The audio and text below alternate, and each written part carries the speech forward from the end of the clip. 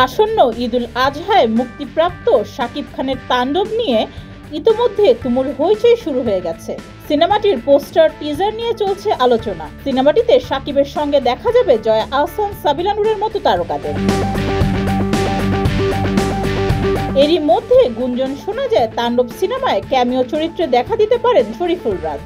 এখন শোনা যাচ্ছে তাণ্ডব সিনেমায় একটি ক্যামিও দিবেন অভিনেতা আফরান নিশো। ইতোমধ্যে শুটিংও শেষ করেছেন তিনি। তবে এ নিয়ে সোশ্যাল মিডিয়ায় বেশ সমালোচনা হচ্ছে। শাকিব খানের ভক্তদের একাংশ চাচ্ছেন না আফরান নিশো তাণ্ডবে অভিনয় করুক, কারণ সুরঙ্গ সিনেমা মুক্তির সময় নিশো শাকিবকে নিয়ে আপত্তিকর কিছু মন্তব্য করেন, যা ভালো লাগেনি শাকিব ভক্তদের। এদিকে প্রযোজনা প্রতিষ্ঠান আলফা আইয়ের পিআর কমিউনিকেশন সূত্রে জানা গেছে, তাণ্ডবে 40 সেকেন্ডের ক্যামিও চরিত্রে দেখা যাবে অভিনেতা সিয়াম আহমেদকে। ইতোমধ্যে এই অংশের শুটিংও শেষ হয়েছে।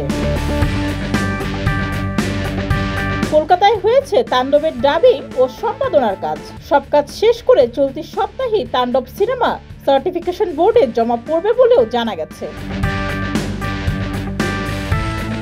সিনেমাটির প্রতিষ্ঠান সূত্রে আরও জানা গেছে, দেশের একটি টেলিভিশন চ্যানেলের হামলাকে কেন্দ্র করে এগিয়ে যাবে তাণ্ডব সিনেমার গল্প। তাণ্ডবের গল্প লিখেছেন রায়হান রাফি, পরিচালনাও করেছেন তিনি। ডেস্ক রিপোর্ট, যুগের চিন্তা।